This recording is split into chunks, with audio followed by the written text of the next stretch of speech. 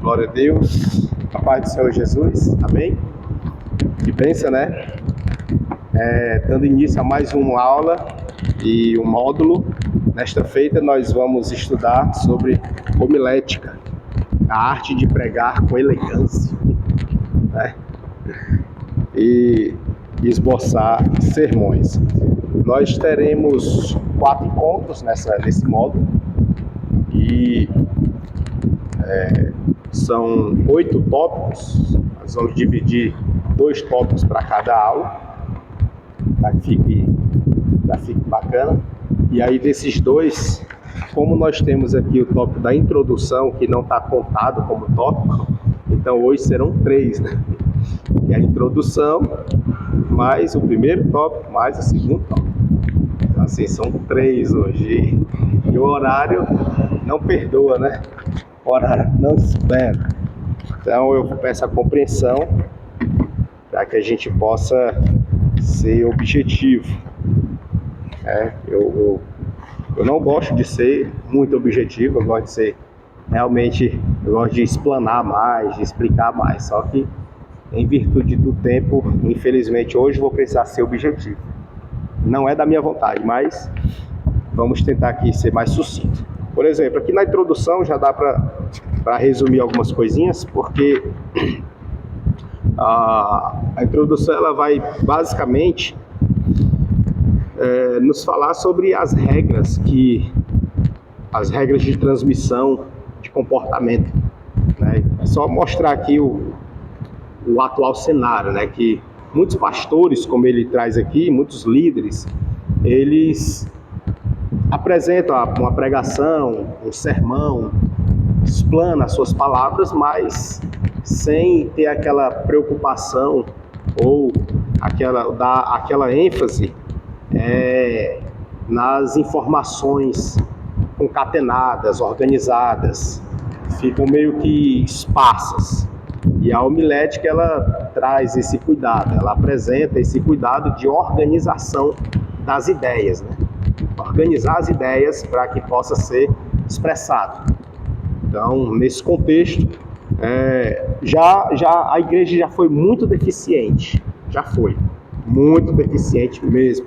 Só que, graças a Deus, nas últimas décadas, ou pelo menos nas 2 últimas, tem tido uma aceitação maior no que tange ao estudo da palavra de Deus, que é intitulado como teologia.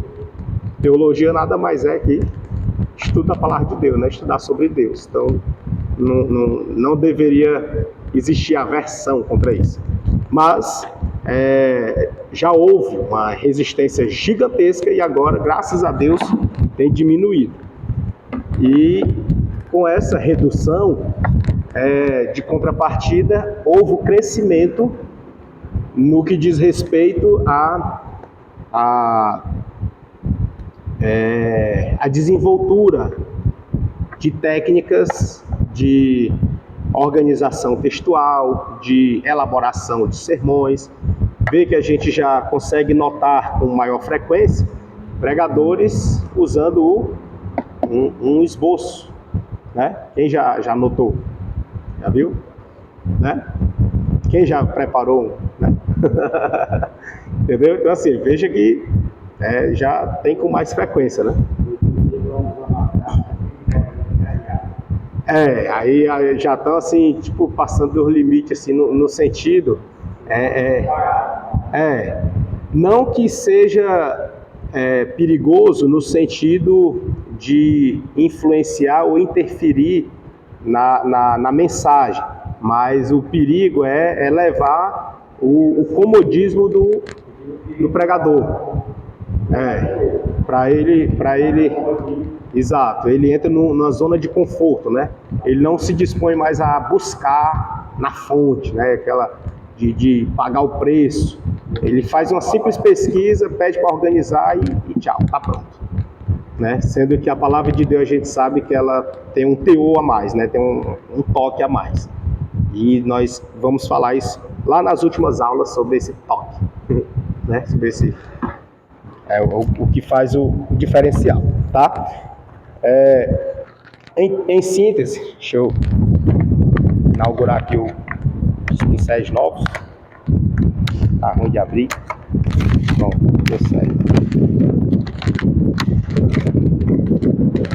Então, em síntese, nós temos aqui, logo no contexto de introdução, eita, é fininho, ó. Minha letra já não é bonita, e com o pincel fino ela fica quase legível. Acho que é esse azul aqui. Dá pra ler? Dá pra entender também? Então, no que tange a introdução, nós temos aqui o vermelho, né?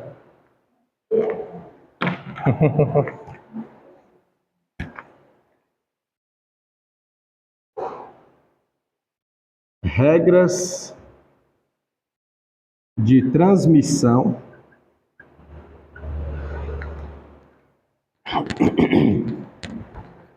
essas regras de transmissão que nós vamos ver hoje ainda, tá? Bem como regras de comportamento.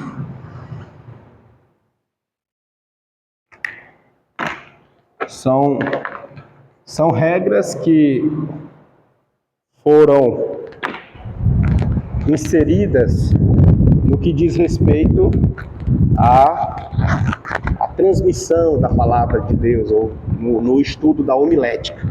O que os pastores ou doutrinadores, estudiosos da palavra de Deus, conservadores, os mais conservadores, eles impugnam, né? Eles rejeitam, eles não aceitam com facilidade essas tidas como regras, né?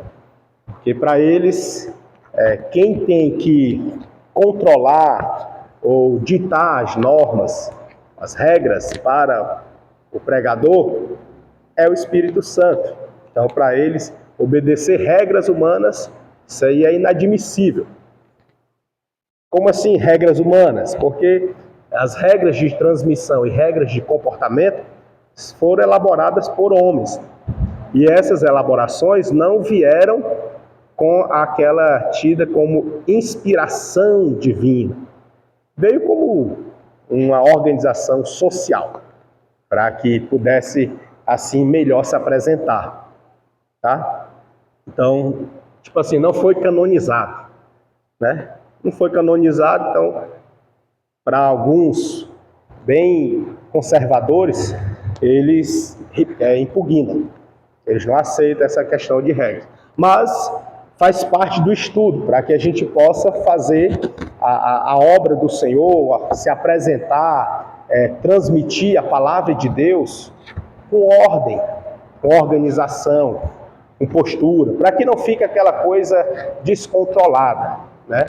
Então é bem melhor quando a gente não trata as coisas de Deus, para nós não é algo sublime e precisa de ser bem tratado, bem organizado. Então, senão, perderia o caráter de ser divino, ser para Deus.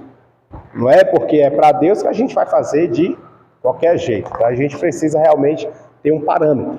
E esse parâmetro são as regras na homilética. A homilética, ela apresenta isso aqui, as regras de transmissão. Como é que eu vou transmitir a palavra de Deus? Como é que eu vou transmitir a mensagem? Então, existem algumas regras.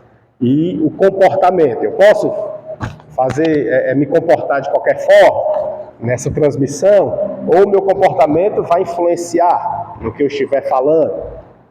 Eu posso, por exemplo, é muito comum alguns comentaristas observarem que a mensagem, ela tem uma certa dificuldade de adentrar no intelecto do público-alvo quando o locutor, ele fala, mas ele gesticula de forma indecente.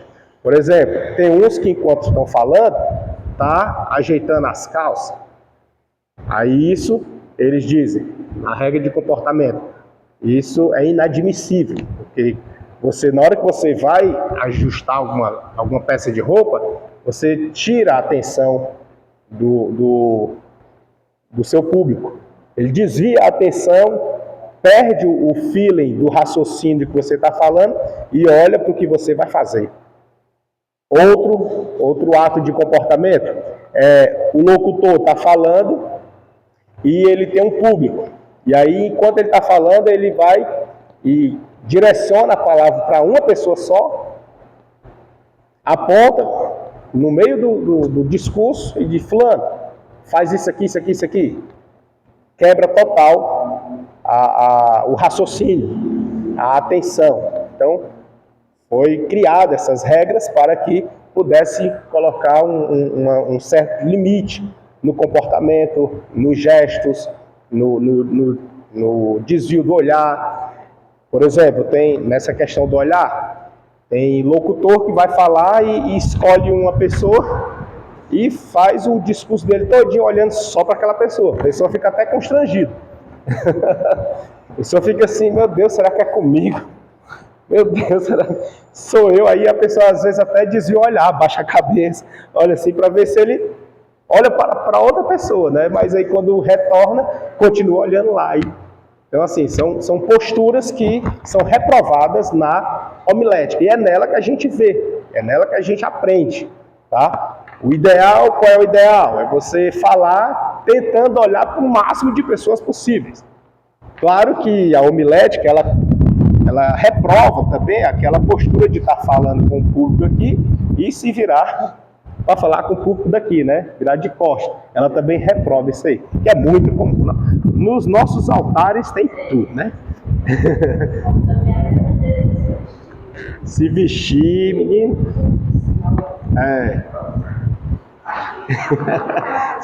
Sem falar o nome, né?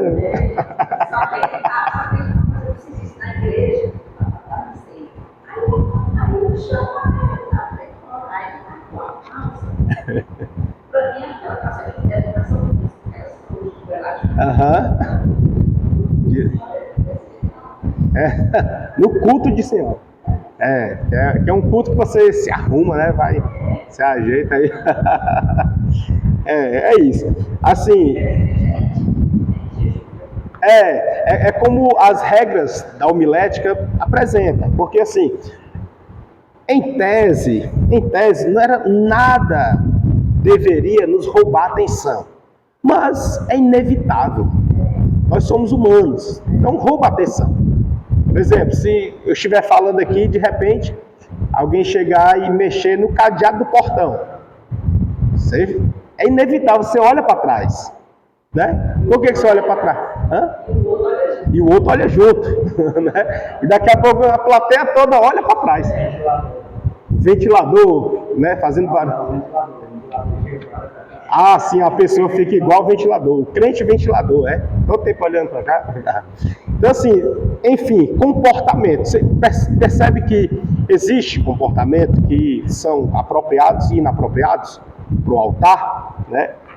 Não falo no geral, que existe o comportamento desde da saída de casa. Mas eu vou falar só aqui na questão do locutor, certo? Só o que está com o microfone. Então, aquele que está com o microfone, o que está com a voz, o que está com o poder de voz, poder de fala, o que está na vez, ele precisa atender algumas regras, né, para que a mensagem alcance o seu objetivo. Caso contrário, poderá alcançar, porque Deus é poderoso, o Espírito Santo ele vai além, ele, né, pode todas as coisas. Todavia, nós precisamos fazer o máximo proveito possível do nosso tempo com o microfone ali, enquanto estamos no poder de voz. Porque as palavras que saem dali, elas saem com um objetivo e com um alvo. E esse alvo são corações, são vidas, são mentes. E às vezes a pessoa vem para o culto, ela vem com a mente perturbada. Às vezes ela vem assim, num dia não foi muito bom. Se ela pudesse rasgar aquele dia do calendário, ela rasgaria. E alguns vêm porque não tinha outro canto e ele veio para a igreja para pedir uma resposta de Deus. E aí, enquanto ele vem para ouvir Deus, para ouvir a resposta de Deus, para falar com Deus, ele começa a observar um monte de erros bestas. Erro besta porque são coisas que poderiam ser evitadas, né? Não é besta porque são inofensíveis, não. Porque poderia ser evitado. E aí aquilo acaba que frustrando a pessoa fica assim, rapaz, sabe da coisa? Vai-me embora. E levanta e vai embora mesmo.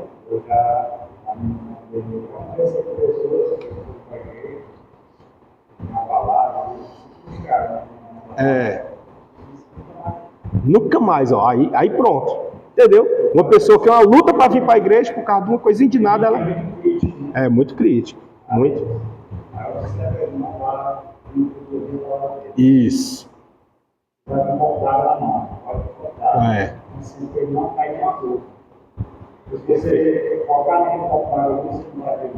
Não vai ver. Exatamente.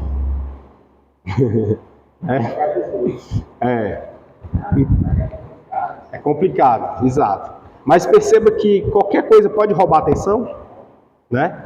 Então, assim, eu não estou falando aqui do público no geral, né? Porque aí, meu amigo, é muita coisa. Tem menino, tem brinquedo, tem não sei o quê, tem o que corre, tem o que levanta, tem o que pega, tem não sei o quê. Tem tudo aqui. Eu estou falando só do lado de cima. Só do locutor, o que está com o microfone. Fechou? Tá? Homilética é ali. É dali de cima. Então, assim, quem está com o microfone ali, ele precisa entender isso. Não é para ele estar no microfone e passar a pessoa lá na calçada. Né? Não, irmão, você tem um público aqui que está atento, querendo ouvir o que Deus quer falar com ele. E Deus vai usar quem? Quem está ali, né? Ele usa qualquer um. Usa até quem está lá na calçada, ele usa. Mas os irmãos compreendem que quem está com o microfone é o que está na vez. Entendeu? Né? Deus pode usar um enquanto um está aqui pregando, Deus usar um lá no meio, levantar e entregar um recado e falar. Deus pode? Pode, claro que pode. Nós estamos aqui apresentando as regras no contexto de quem está com o microfone. Tá bom? Deu para compreender? Para fazer um recorte? Certo? Vamos avançar então. Aí vem... a gente vai tratar... Deixa eu ver aqui, ele não usou como tópico, né? Vou pegar aqui introdução. Ainda na introdução. Aí a gente vai... Eu vou agora só falar, deixar isso aqui como base, porque se eu for ficar escrevendo, a hora vai voar rapidinho. A gente vai precisar, até chegar na questão das regras, a gente precisa conhecer a origem das coisas. Por exemplo, a origem da palavra escrita, né? Já é de conhecimento de muitos que a palavra escrita, ela não surgiu do nada e nem caiu do céu, né? Foram humanos, foi uma sociedade que construiu. Ah, irmão, mas a escrita não foi aquela que Deus escreveu com seu próprio dedo nas tábuas de pedra? Não, ali foram os 10 mandamentos, né? Já existia escrita antes dali. Entende? Quem aí que tem a Bíblia de estudo para ver a data da escrita do livro mais antigo da Bíblia? A Torá. Na Bíblia, a Torá é o mais antigo. Dentro dela, ali, o Pentateuco. É o mais antigo, né? Vocês concordam que é o Pentateuco? Qual a data da escrita do Pentateuco? Só para a gente recapitular aqui. Foi Moisés que escreveu, né? Foi Moisés. Então, perceba que no tempo houve um recorte. O registro foi a partir de Moisés. Mas antes de Moisés, será que existia? Com certeza, né? Inclusive até livros já existiam. Livros. Entendeu? Então, não começou com Moisés. Moisés apenas registrou o momento que Deus estava falando e revelou para ele. A narrativa, foi uma narrativa, Deus foi falando, dizendo o que aconteceu lá no começo, mas o registro foi ali, certo? Então ele não trouxe a origem da palavra, ele não trouxe, ele apenas fez o primeiro registro, tá? Mas onde então surgiu a palavra? Assim? O surgimento de palavra não escrita, palavra, logos, é com Deus. Logos, com Deus. Ok, onde a fala, saiu palavra, o logos. Ok, mas no contexto social, entre pessoas, aí nós vamos ter um marco, tá? Um marco. Esse marco, no campo da teologia, é feito um recorte lá com os sumérios. Os sumérios na Mesopotâmia, tá? Mesopotâmia, para quem lembra aí aquele mapazinho que a gente fazia aqui, lembra? Né? Aí nós temos o mapa aqui, o Egito embaixo, o Mar Vermelho embaixo, temos o Mar Mediterrâneo para cima, Canaã, aí passa pelo deserto, aí lá na frente vem a Mesopotâmia, certo? Lá em Ur dos Caldeus, lá na Babilônia, bem longe, tá? Então foi aqui, na Mesopotâmia, que começou. Lá iniciou-se a palavra, o marco temporal, fechou? Marco temporal, começou lá, na Suméria. Então os sumérios foram tidos como os que deram origem à escrita. Sumérios. Aí, isso no âmbito da teologia. Como eu falei para vocês, até a irmã Maria José muito bem me recorda, que eu disse que o curso tem um nível dele, mas eu quero elevar, né? Aí, elevando o nível um pouco mais, nós temos outras escritas mais antigas do que a dos sumérios. No campo da teologia é o sumério, mas no campo secular não é do sumério, entendeu? Nós temos aí os chineses, tem escrita muito antiga, né? Fica uma divergência, por isso que eu gosto de usar aquele termo de aproximadamente. Tem uns que dizem que é 5.000 a.C., tem outros que dizem que é 4.000 a.C. Então fica aí essa discussão. A diferença de 1.000 anos é muita coisa, mas enfim, fica aí a discussão. Então, a escrita chinesa, ela é tida, seja 5 ou seja 4, é mais antiga do que a suméria. Mais antiga. E depois dela ainda tem outra, tem a japonesa, né? Só que a japonesa, há registro que foi mais recente, e muito recente inclusive, por sinal. Tem historiadores que dizem que foi no século I. E a gente sabe que o século I ele é mais novo do que o século V. Certo? O século I antes de Cristo. Ele é mais novo do que o 5. Se a China é aproximadamente no ano 5.000, então é mais antiga do que o 1, né? Logo, a China de fato é a mais antiga mesmo. Assim, uma das. Existem outras, mas os registros assim, aceitos pelos historiadores é esse. E para a teologia é Suméria, certo? A teologia é Suméria. E Sumério foi quando? Foi aproximadamente 3.200 antes de Cristo. Alguém achou a data da escrita de Gênesis 3:5? 10:5, né? Aqui na Pentecostal, Bíblia de Estudo Pentecostal, ela diz que é no ano 1445 a 1405 a.C. Né? Tem divergência, obviamente, né? Mas David Stamp, que é o escritor da Bíblia de Estudo Pentecostal, ele trouxe essa data considerando a partir ali da escrita. E se nós observarmos 1445 antes de Cristo. Aí se nós observarmos, Donald Sessions, falei Davis, né? Donald.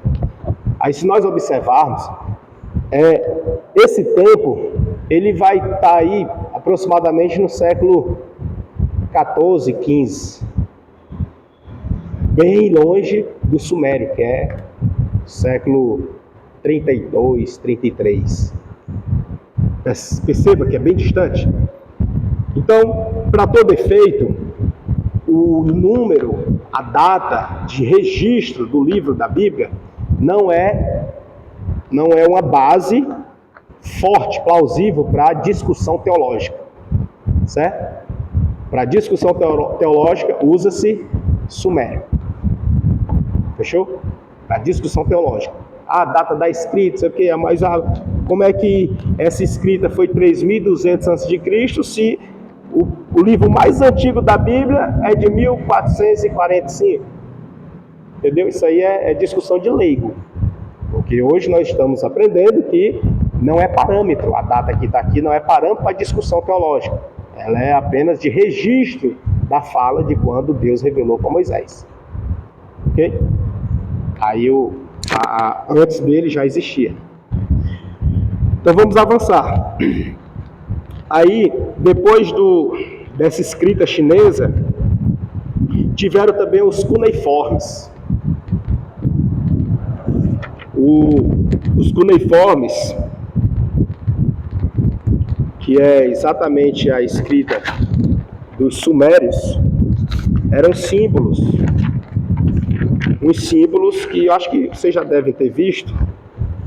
Os símbolos em forma de cunha, feito de argila, feito de barro.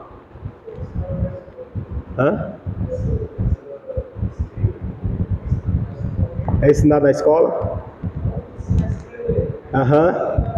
Que existiu a história, perfeito. Considera como a mais antiga? Não.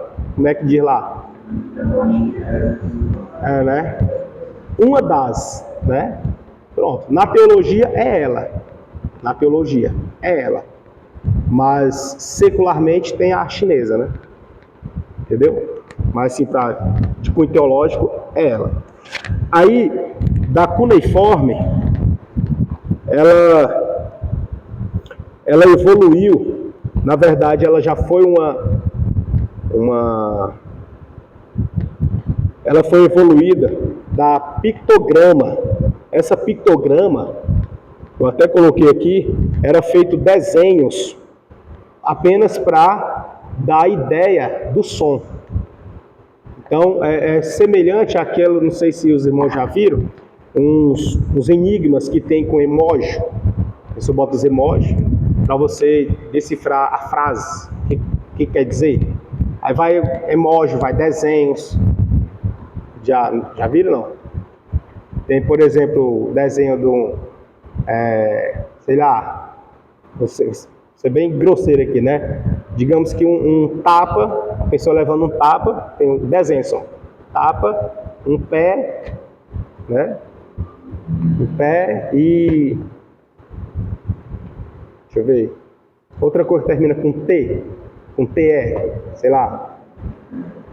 E o que quer dizer? Um tapa, um pé e outra coisinha. Aí é o que? Um tapete.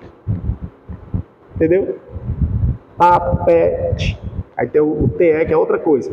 É tipo isso. Então, os pictogramas, eles eram uma forma de linguagem, uma escrita para dar o som da palavra. Entendeu? Eram os desenhos. Esses desenhos, a pessoa, quando via o desenho, entendia o som.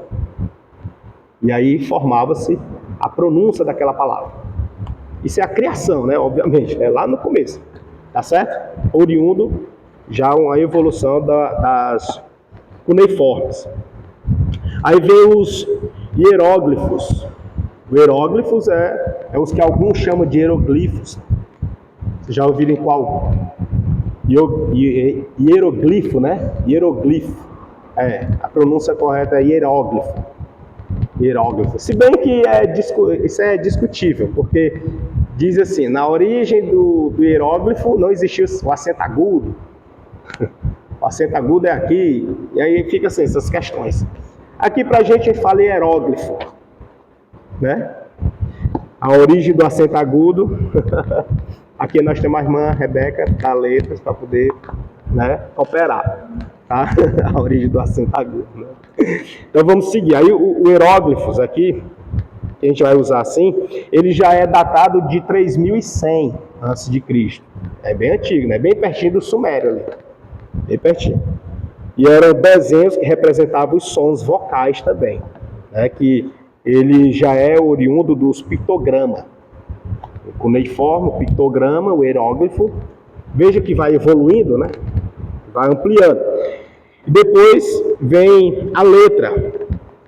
As letras, elas são sinais representativos de sons vocais também. Então temos aí as letras.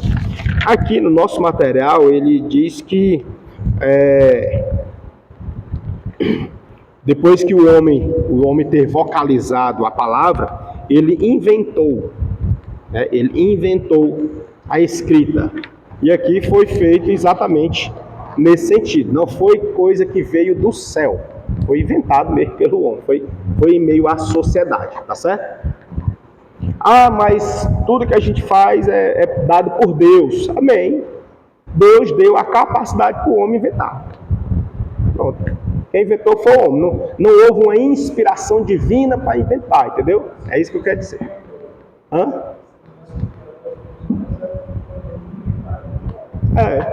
Né? Ele nos dotou de capacidade.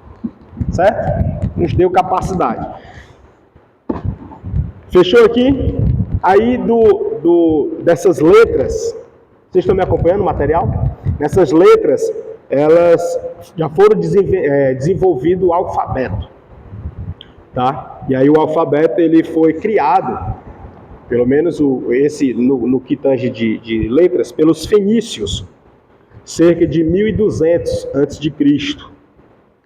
E aí também eram símbolos para pronunciar o som, que serviu como base para o alfabeto moderno.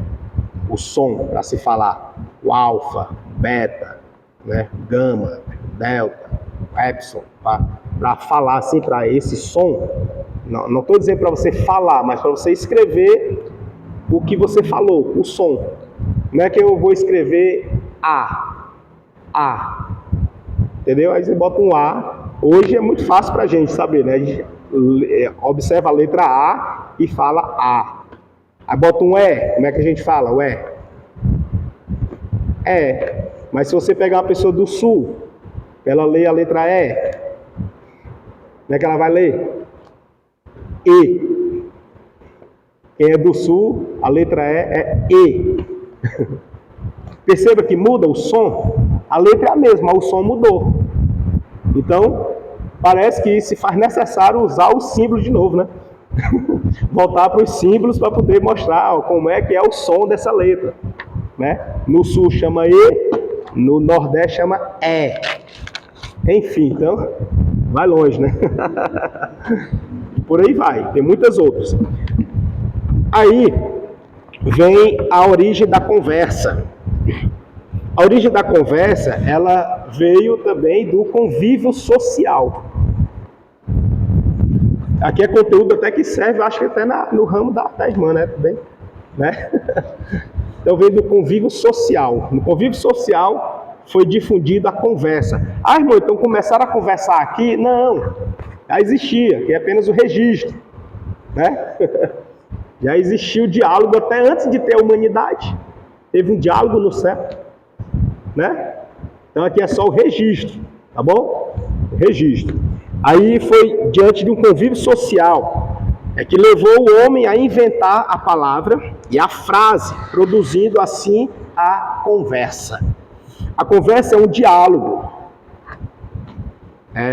entre duas ou mais pessoas. Os gregos davam a conversa. Está assim no de vocês? É que eu estou com dois materiais aqui na mão. Deixa eu ver aqui o outro. Está assim? Isso, a conversa. Tá igual.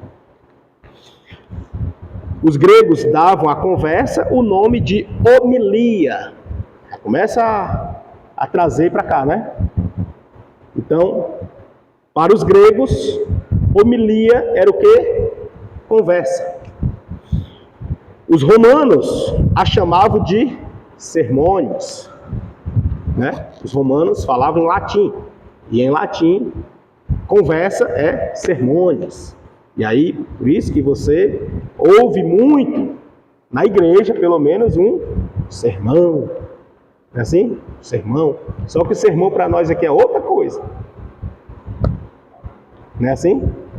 Perceba que a semântica da palavra sermão, para nós é um, e para os romanos era outro.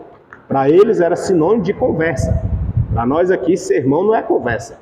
Não tem conversa. Ele só fala, a gente só recebe. Ou não, né? Sendo assim, homilia e sermone são sinônimos que significam apenas conversa, aqui, certo? Conversa.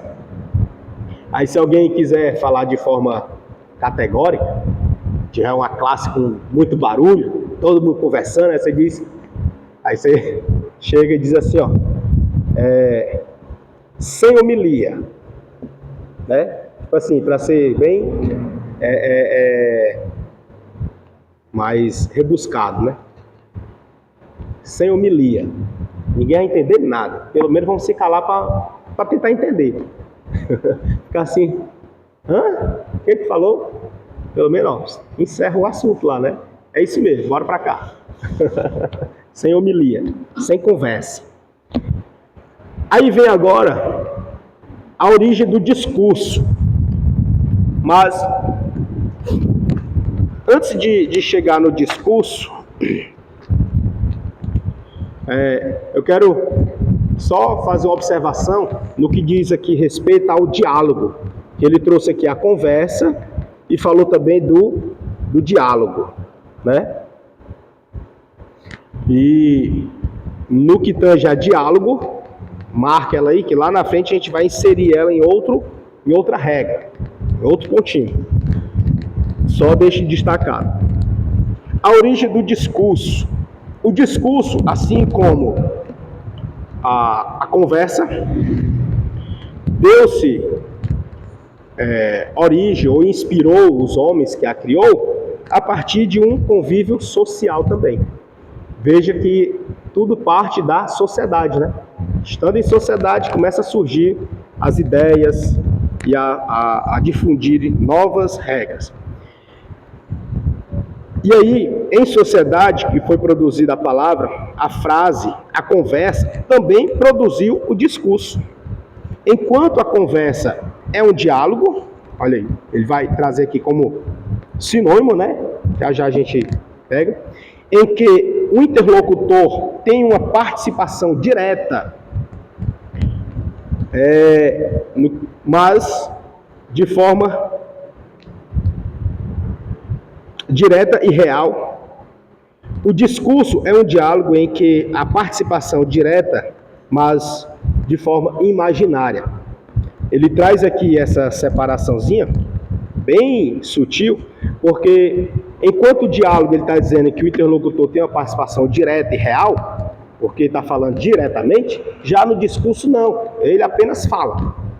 E ele imagina um diálogo. É como uma pregação. Se for numa aula, numa sala de aula, o professor fala e os alunos ouvem, eles podem interferir e mandar uma pergunta de lá para cá? Sim ou não? Não, né? Depende do professor, né? Depende do professor. Depende. Então, assim, em regras gerais, ele até pode, né? Com algumas exceções. Mas, numa pregação, convém fazer isso?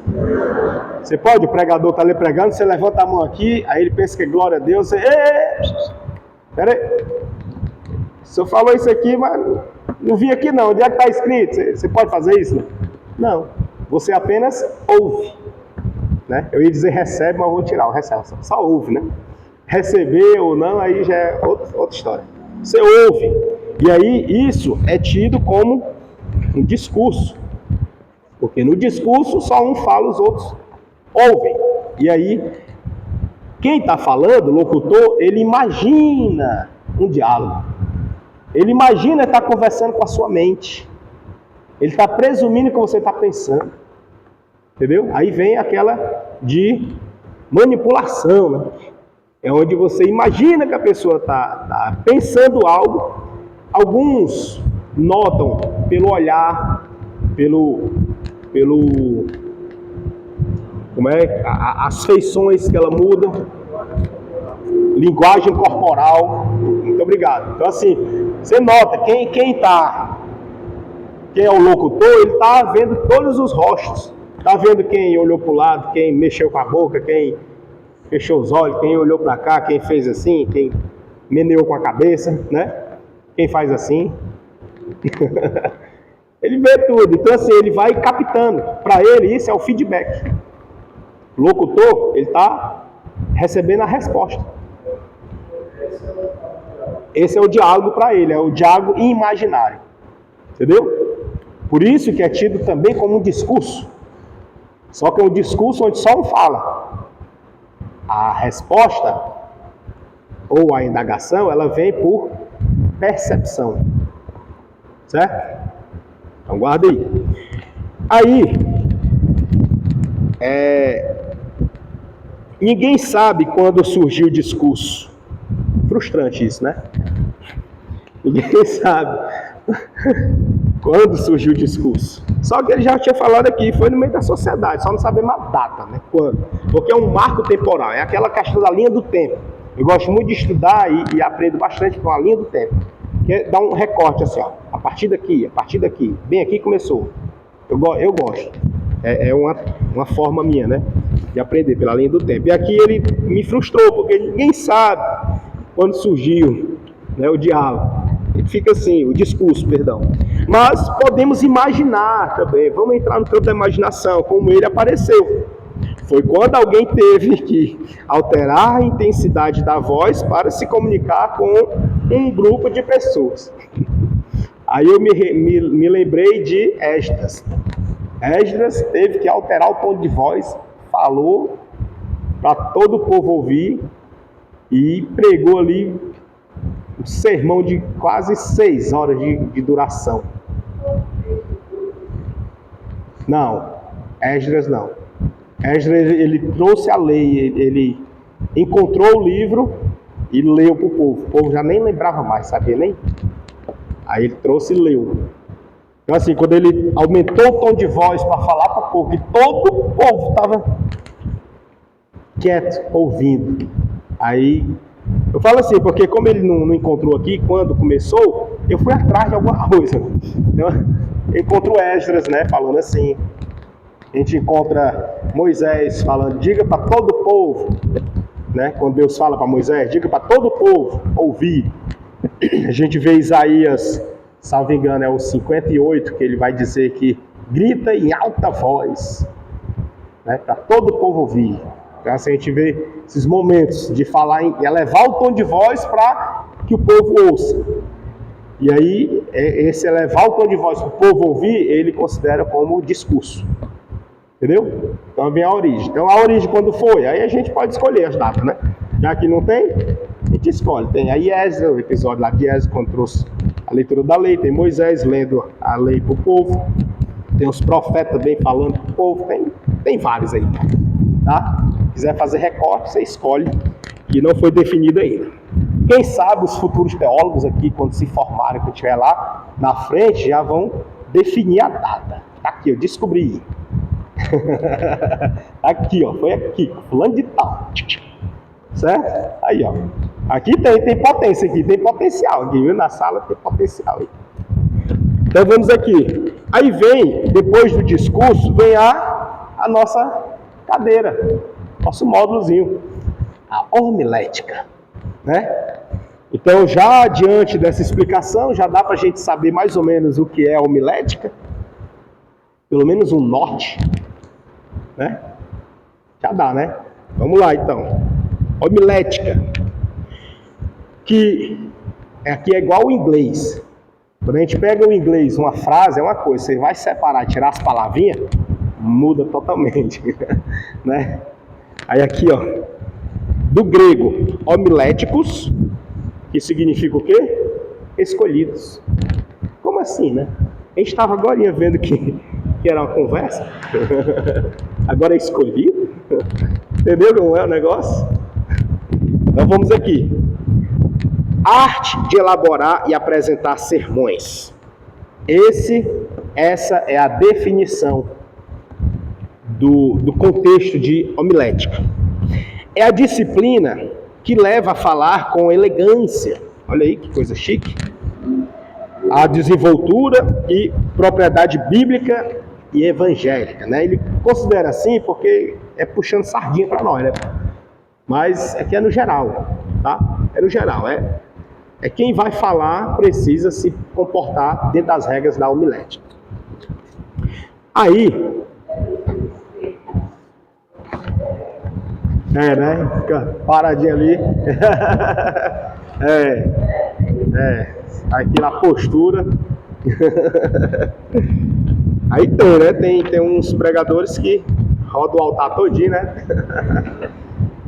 A gente tinha um aqui, né? Lembra? A gente chamava ele de Luiz Henrique. É o Jader. Lá pra cá, ele tá mais quieto. Aprendeu, né? Tanto os meninos chamar a atenção dele aí. Parado agora. Tá parado até demais, né? Paradinho, só grudadinho aqui.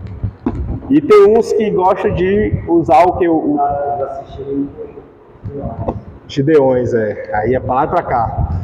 Você juntava ele, Começar a imitar ali.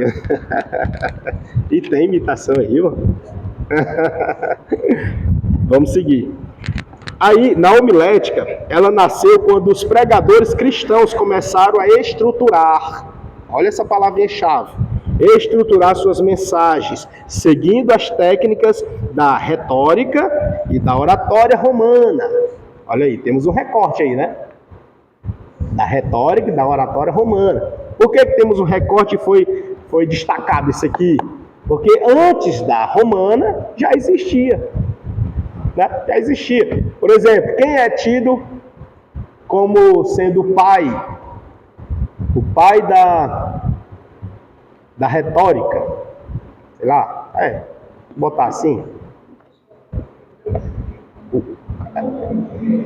É os gregos, é dos gregos. Eles mesmos. E foi antes de Roma. Entendeu? Os gregos. Nós temos aí Sócrates, né?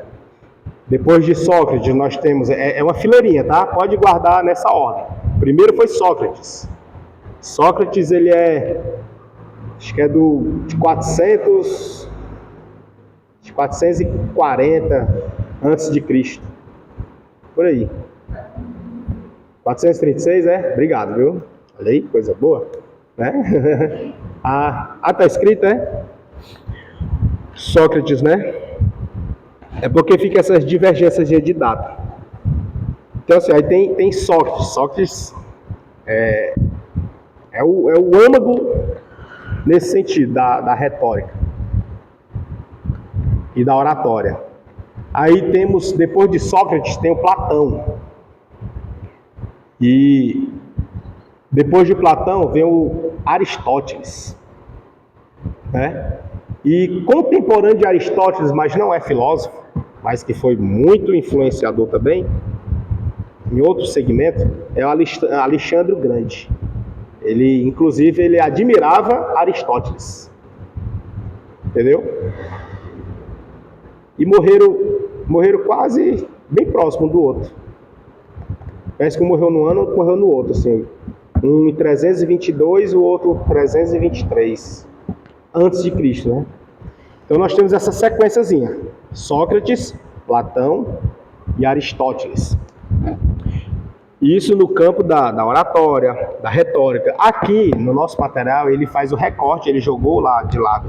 Ele até menciona também um pouquinho sobre os gregos. Os gregos aqui é o coração hoje aqui do do Ocidente. Para o Ocidente, pelo menos nas escolas, na faculdade, ensina a filosofia grega, né? Pega dos gregos para cá. Não pega o romano, mas busca lá do grego para cá. Aqui no Ocidente, né? Lá no Oriente eles têm outras referências. Para eles não são esses aqui, não. Inclusive no curso de Direito é ensinado, é feito recorte assim também. Pega dos gregos, igual a teologia. Teologia, só que para direito propriamente dito, pega de Roma. Pega a filosofia grega, mas pega as ciências políticas de Roma. Inclusive pega os sofistas. Os sofistas para embasar ali a questão da argumentação jurídica, né? É muito legal. É bom. Aí, aqui a gente fala também um pouquinho. Então vamos aqui. O recorte a gente já sabe. Qual foi o recorte feito aqui? Foi a partir de quando? Da oratória e da retórica de quando? De Roma. Certo? Recorte dali. Existia antes? Existia. Eu mencionei aqui, né? Os gregos. Os gregos eram referência. Pegou aqui. Homilia. Do grego homilia e do latim também. Homilia. Parte da teologia pastoral que ocupa da transmissão oral da palavra de Deus para os fiéis. O mesmo que oratória sacra. Originalmente, homilia significa pregação em tom familiar e quase coloquial. Na liturgia cristã antiga... Espera aí que eu estou com outro material, estou com 2 aqui. Tá acompanhando aí? Deu para acompanhar, não? Tá diferente, né? Tá igual? É porque eu pulei eu pulei a homilética, né? Eu pulei a homilética, ou não? Falei da homilética. Falei, né? Obrigado, tá? É que eu tô aqui com esses 2, ó. O que eu preparei, eu fiz as glossas, e o outro que eu recebi agora. Aí eu vou fazendo as comparações. O que tem num, o que tem no outro, o que eu vi que não tem que estar para cá. Perfeito. Até aqui no quadrinho ele traz sobre a oratória, né? Ó. A oratória é o discurso público na Grécia Antiga. Decorria do processo democrático, em que todos os cidadãos podiam participar na organização e gestão do Estado. Os primeiros registros sobre técnicas para falar em público vêm da Grécia Antiga, o que sugere que a prática da oratória se iniciou integrada à retórica, ou seja, eram juntas, né? A prática da oratória se iniciou integrada à retórica, né? A retórica é quando existe a pergunta de volta, né? Você faz ali um argumento para vir uma pergunta. É retórica. É igual você faz uma pergunta retórica. Pergunta retórica é aquela que você já pergunta sabendo a resposta. Entende? Isso é muito comum no direito. Isso aí é tipo o café, o pão de cada dia. Então é legal. Você já faz a pergunta sabendo a resposta, faz a indução, Aqui não precisa de resposta, você faz a pergunta, aqui não precisa, porque você já sabe, entendeu? Já presume, né? Por isso que é assim. Hã?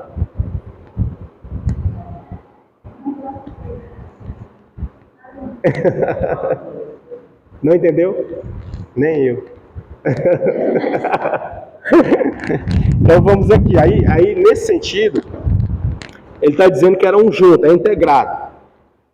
A retórica nasceu no século V a.C., na Sicília, e foi introduzida em Atenas pelo sofista Górgias. desenvolvendo-se nos círculos políticos e judiciais da Grécia. Sócrates, um orador e retórico ateniense, foi o primeiro a escrever discursos que serviam de modelo a seus discípulos. Sócrates é chamado de o pai da oratória. Está aqui já, né? Se vocês disseram que está aqui, eu procurei aqui e não achei. Aí está aqui no novo, né? Muito bem. Então vamos lá, homiléica, eu falei já homilética, né? A homiléica de apresentar o sermão e a homilia, que é a parte da teologia pastoral. Ok. Vamos avançar. Agora é o sermão. O sermão, que é um discurso religioso, uma prédica. Retórica. Ok. Discurso religioso, uma prédica, uma conversa em tom familiar, visando a edificação dos ouvintes. Então aqui já vem a questão do sermão, ele tem um propósito. Qual é o propósito? A edificação de quem está ouvindo, né? Por isso que na igreja é usado nesse sentido. Usa-se os termos que se usam para esse discurso. Usa-se pregação, não está aqui nesse contexto, porque aqui é o histórico. E usa-se sermão. Sermão já se usava na época. E até hoje a gente usa o termo sermão, né?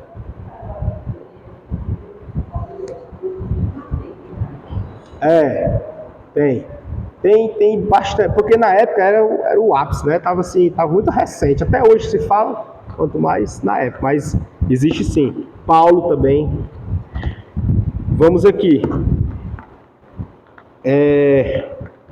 A oratória cristã, conforme enfatizou Paulo aos Coríntios, tem como principal temática, qual? A cruz de nosso Senhor Jesus Cristo. O seu objetivo básico é o quê? Conduzir os pecadores ao arrependimento com base nos méritos do sacrifício do Filho de Deus e, junto a isso, em consequência, edificar a Igreja de Cristo. A gente percebe aqui que no sermão, o propósito, o objetivo, veja que aqui visa a edificação do ouvinte. Então, no sermão ele tem esse propósito. Aí Paulo usava isso lá em Corinto, no que tange a mensagem da cruz. Por isso que nos nossos púlpitos é muito comum nós falarmos que não tem mensagem melhor do que a mensagem da cruz. Se você não souber pregar e você quiser pregar, tem interesse, pregue sobre Cristo, né? Porque pregando ali sobre Cristo, você vai estar atendendo a essência, o cerne do sermão. O propósito é esse, é alcançar. E quando você fala de Cristo, você facilmente alcança o ouvinte. Alcança no que diz respeito de compreensão, tá? O propósito é esse, alcançar lá a compreensão. Retórica. E aqui ele traz um adendo, ainda no sermão, sobre os cinco discursos de Mateus. Aí ele traz aqui o Sermão da Montanha, muito bom, por sinal, né? Sermão da Montanha, eu gosto demais. Depois, discurso missionário ou da missão, que é a grande comissão, né? Mateus também. Outro, discurso das parábolas, ele apresenta as parábolas. O discurso sobre a igreja e o discurso sobre o fim dos tempos, que é a continuação do Sermão do Monte. Continua no sermão, né? Fim dos tempos, a continuação. Vou falar? Foi assim? Então vamos aqui, retórica. Palavra de origem grega e deriva de rhetos. Palavra falada. Rhetos, do grego, é a palavra falada. Que é também similar ou deriva de logos, tá? Palavra falada, certo? E tem também, eu vou lembrando aqui, tá? E vou acrescentando. Tem também a palavra rema, né? Rema, rema, não é de remar, né? Não, é da sua raiz, né? Do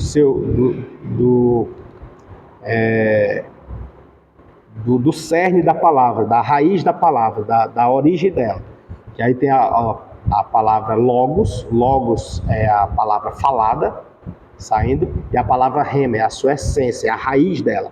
É como se fosse a origem daquela, de onde ela veio, a palavra rema.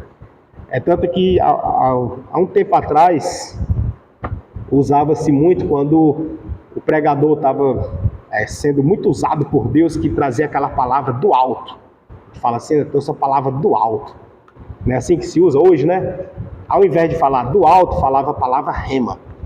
Porque trouxe da raiz, foi buscar direto. Entendeu? Para dizer que foi uma palavra forte, pura. Entende? Aí trazia nesse sentido, né?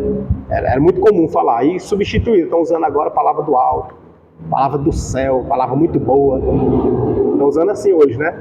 Vocês notam que está sendo usado isso? Né? É o feedback, né? Então vamos seguir. Retos também é derivado da palavra falada. O retor, entre os gregos, era o orador de uma assembleia. A retórica é uma área relacionada com a oratória. Veja que ela está apenas relacionada, tá? Não são a mesma coisa. E a dialética, já vem outro termozinho novo aqui, a dialética.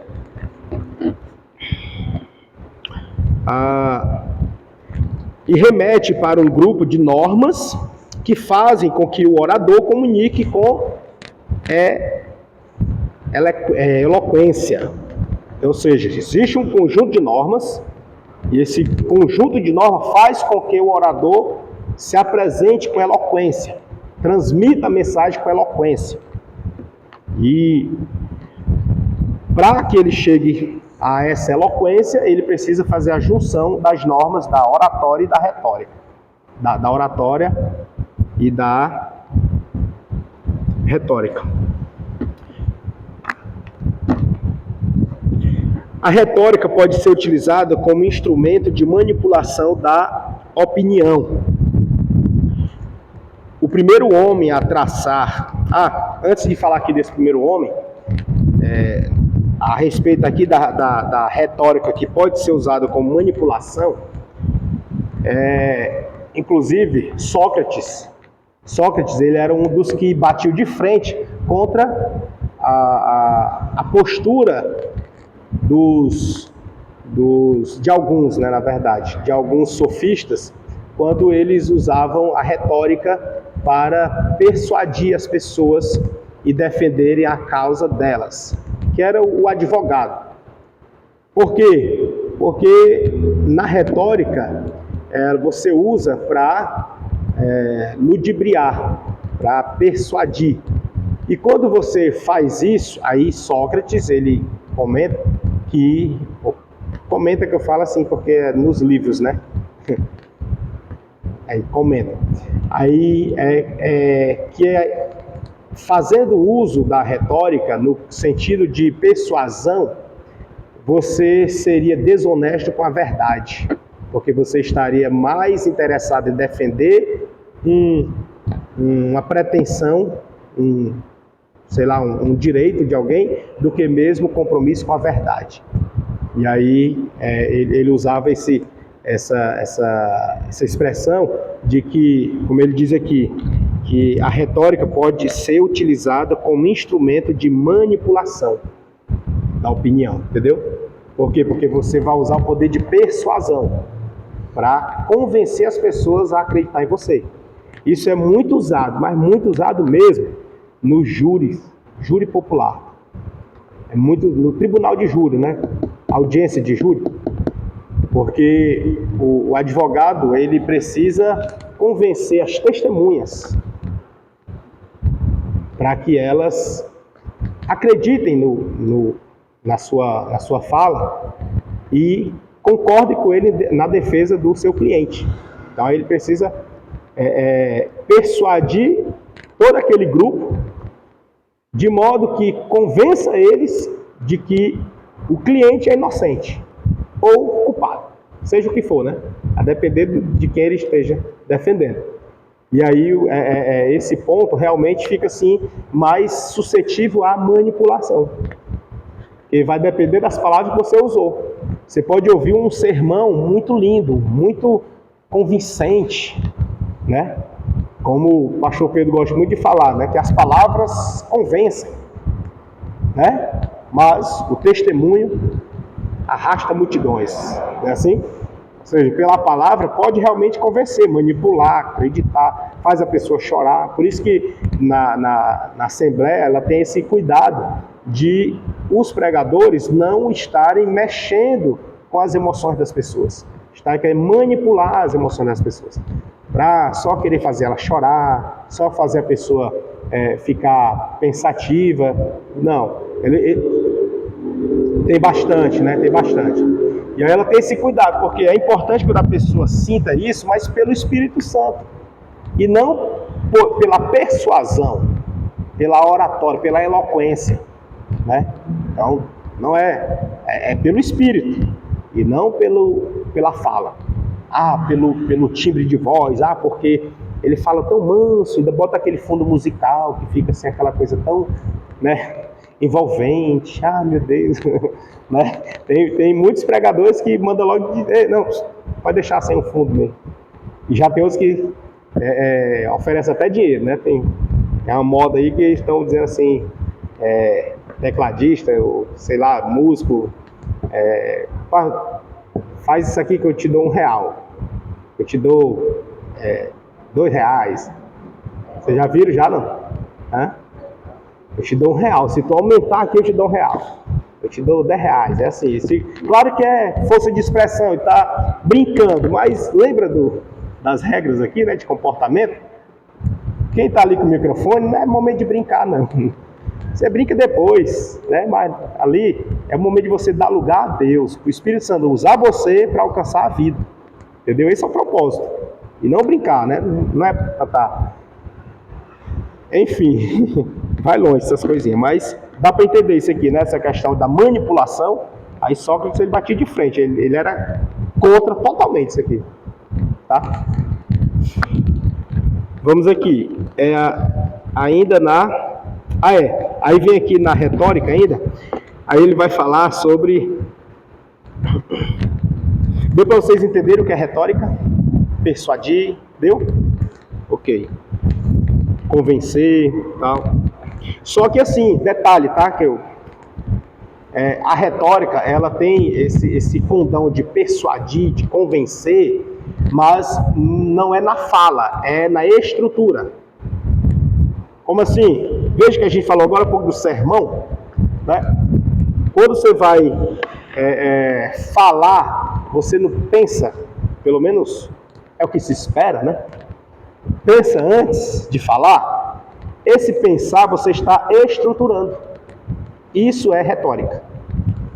Quando você está assim, né? Está pensando, você está estruturando. Você vai estruturando o que vai falar, né? Então, quando você estrutura, você está fazendo retórica. Não é que você está falando já, você está só pensando, bem aqui, aí bem aqui eu falo isso. Depois que eu falar isso, aí eu vou falar isso aqui.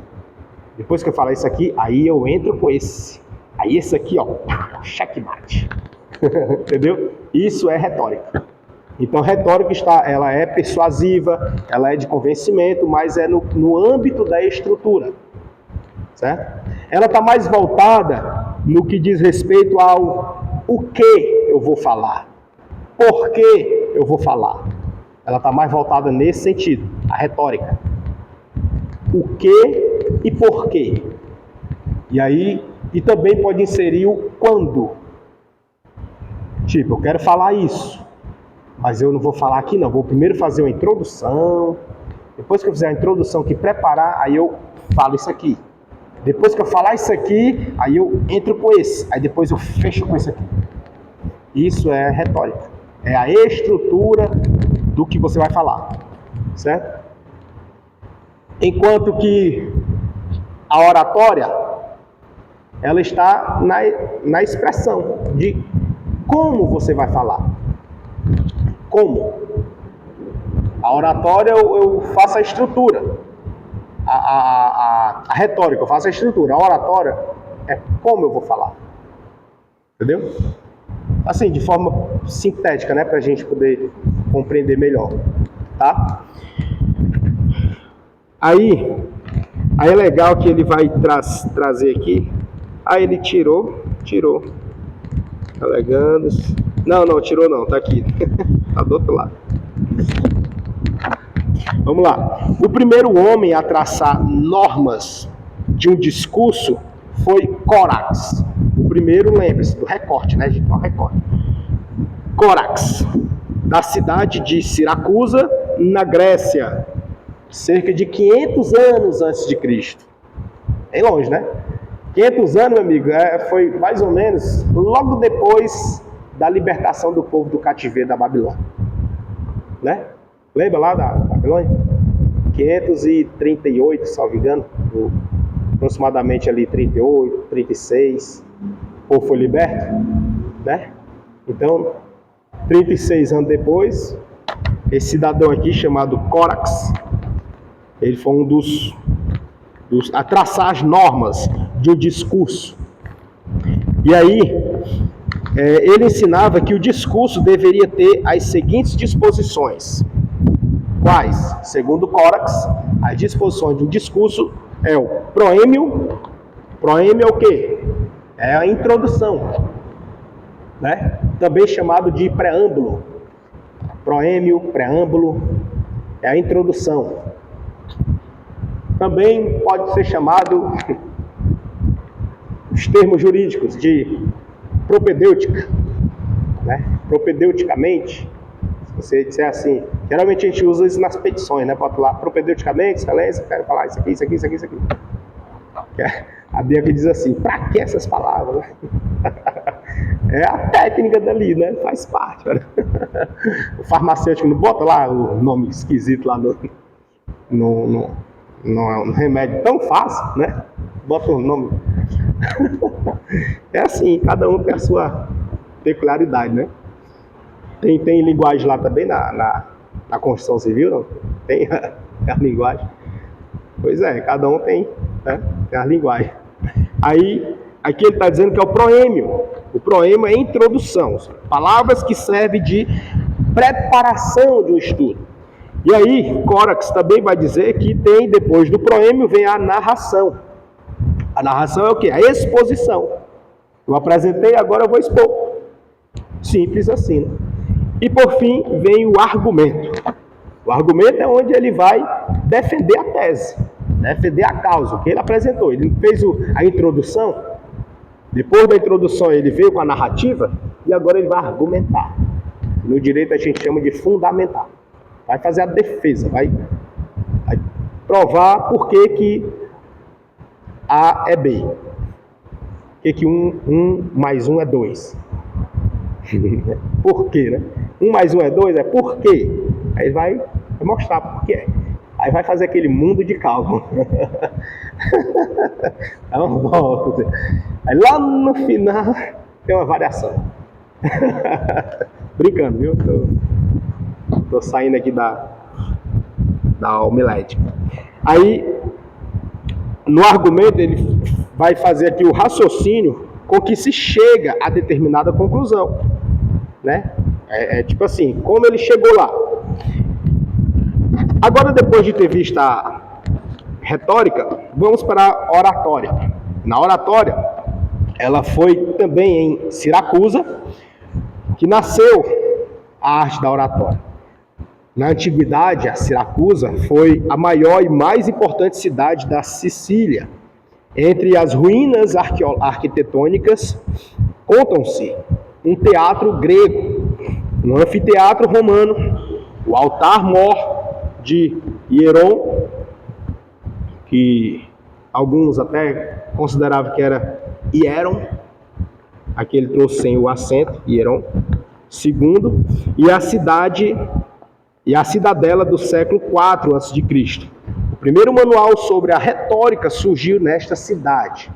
Então, o primeiro manual sobre a retórica, né? Lembra que quem trouxe aí esse pensamento foi o Corax. Aí, este manual foi escrito pelos siracusanos, Corax, e seu discípulo, Tísias. Só que detalhe, bem interessante, inclusive. A história conta que Tísias, que era o discípulo de Corax que trouxe a origem, aí meu discípulo, se recusou a pagar. Tísias, que era aluno de Corax, se recusou a pagar pelo seu ensinamento. E aí, é engraçado. Essa recusa, ele alegou que se a aula fora dada bem, se Corax tiver ensinado bem direitinho, Tísia terá aprendido. E se ele realmente ensinou bem e aprendeu, logo ele teria o poder de convencê-lo a não cobrar pelas aulas dadas. Gaiato, né? Se ele não conseguir convencer, é porque Corax não ensinou bem. E se não ensinou bem, ele fica desobrigado de pagar. Aqui no Ceará isso tem outro nome, né? Né? E daqui, tá? E isso aqui tá na história, viu? Tá na história, como é daqui. Eu conheço um mestre de obra ali que ele disse que ele não gosta de fazer serviço para advogado. Ele diz que advogado é mala, é enrolão, ele diz, né? Leva na conversa. Aí eu, não, mas tem calma. Se for assim, eu vou classificar todos os pedreiros também por um que fez serviço ruim, né? Não é assim, você tem que selecionar, né? Aí ele dizendo que Deus me livre, quero conversa não. Aí do mesmo jeito é pra crente, né? Tem gente que não gosta de fazer negócio com crente. Aí tinha a lábia, né?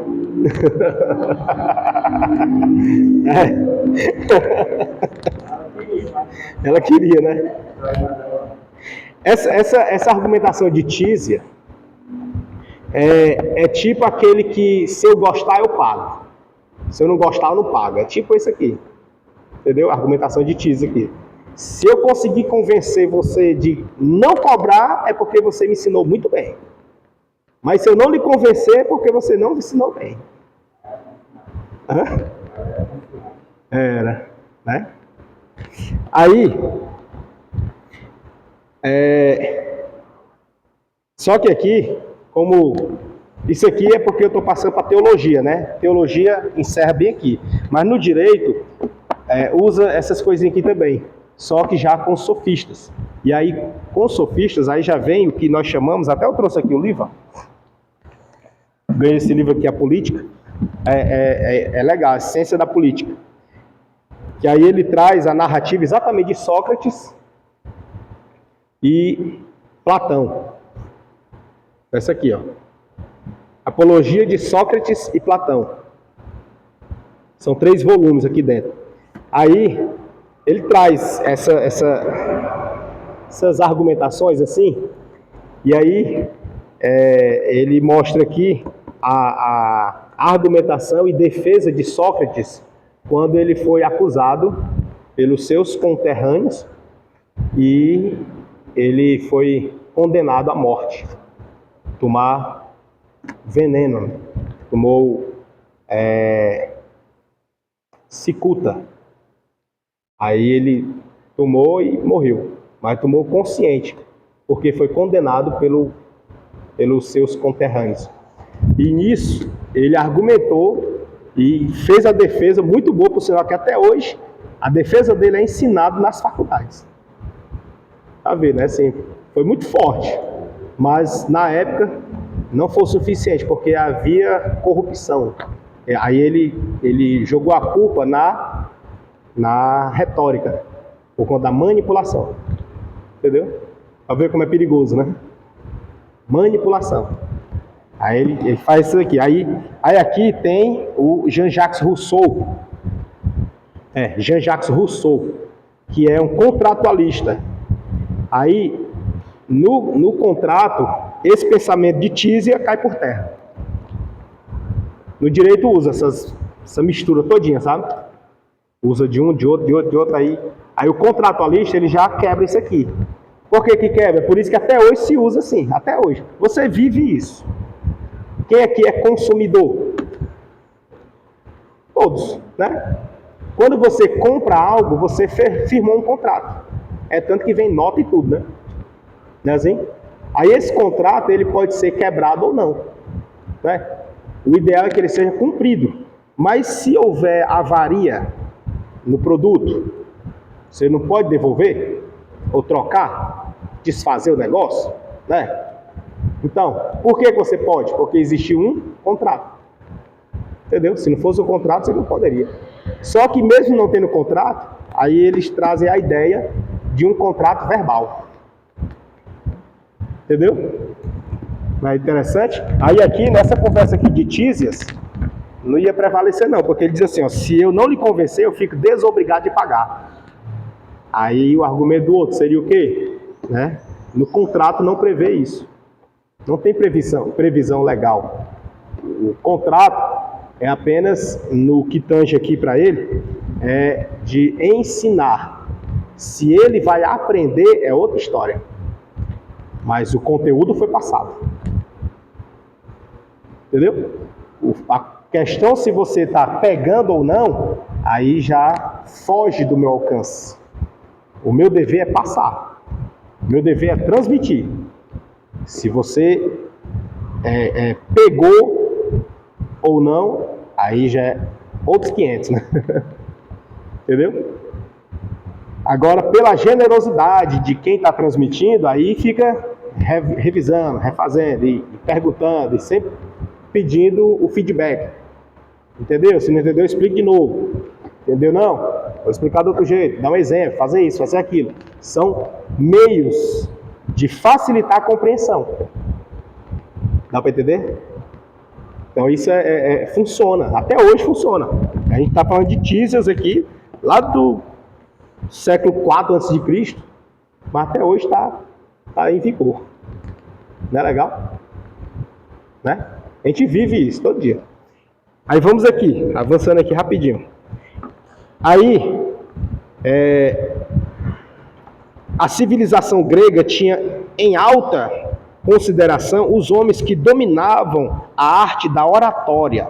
Então eles botavam lá em cima. Quem tinha a arte da oratória, meu amigo, Aí vem Aristóteles, discípulo de Platão, escreveu as bases da oratória em seu famoso tratado intitulado A Arte da Retórica. Então ele escreveu e diz assim, ó, a arte da retórica. Só que ele estava falando da oratória. Né? Porque a retórica é o que? É manipular, é levar a pessoa, induzir a pessoa, convencer a pessoa. E aí ele, por essa chamada, ele convenceu as pessoas a irem. Chegando lá, era oratória. Entende? Ele tipo assim, usou o sistema contra o sistema. Né? Aristóteles não fazia discursos. Ele apenas escreveu sobre o assunto. Mas veio Demóstenes, este sim, ficou famoso, tornando-se o mais eloquente orador da Grécia. Superou suas dificuldades naturais, pois era gago. E aí ele usou uma técnica de botar pedra na boca, quando ele fosse falar, para ele ficar treinando. Deu certo, porque está até na história, né? Ele diz assim, conta-se que Demóstenes corria contra o vento, recitando versos e colocava pedras na boca para aperfeiçoar sua dicção. É a técnica que ele usava. Talvez funcionou, não sei, né? Aqui já existia fonoaudiólogo, né? Ele era um fonoaudiólogo já. Os romanos sofreram grande influência cultural dos gregos, não podiam deixar de se empolgar também com a retórica, que logo a observavam com o nome de oratória. Dioris Boca, Cícero foi o maior orador romano. Ele se tornou célebre não só pelas causas que defendeu como advogado e político, mas também pelas teorias que expôs sobre a oratória. Os romanos e os gregos nada sabiam da retórica sacra, pois esta ainda não existia. Tá? Aí vem agora sobre o demagogo. Demagogo é aquela demagogia, que é quando a pessoa ela traz um exemplo, uma argumentação, ou ela apresenta uma situação no sentido de enaltecimento, de destacar, como se fosse para ela ser o centro. Aqui ele vai dizer que a palavra grega, que originalmente significa guia do povo ou líder popular, logo passou a significar pejorativamente aquele que ilude, que engana o povo, que trapaceia com o povo. Se você for pegar, por exemplo, tem pessoas que usam hoje em dia para falar de si mesmo, e aí fala bem dela. A própria pessoa falando bem dela. Aí ela diz, não é demagogia, mas é para que vocês entendam. Entendeu? Tipo assim, demagogia porque ela estava querendo se colocar como maioral, como líder, como na frente, botando assim, eu faço, eu consigo, vocês não. E aí, quando tem esse auto-elogio, ou esse auto-engrandecimento, é considerado aqui como demagogo. Jesus chamou também... Não, Jesus não, foi nesse sentido. A questão de Jesus foi outra coisa. E aí vem a definição técnica do termo homilética. Essa parte da definição técnica eu quero deixar como dever de casa. É rápido, é só essa parte. É bom, né? Porque vocês vão ver que é muito importante isso aqui. É só em razão do tempo, porque infelizmente a gente já começou bem tarde, foi? Bem tarde, pode tarde isso. E nós ainda estamos na introdução. Jesus. Aí nós vamos fazer assim. É muito legal isso aqui da história. Da história, meu Deus do céu. É apaixonante. Mas nós vamos fazer assim. Essa definição técnica do termo homilética tem ela faz aqui uma espécie de confusão no sentido conceitual. E aí eu preciso que vocês descubram qual é essa confusão conceitual, tá? Por isso que eu disse que é só esse daqui, só esse aqui já basta, tá bom? Vai ser fácil. Peguem a explicação de hoje, peguem o que a gente já viu, chega até aqui, tá certo?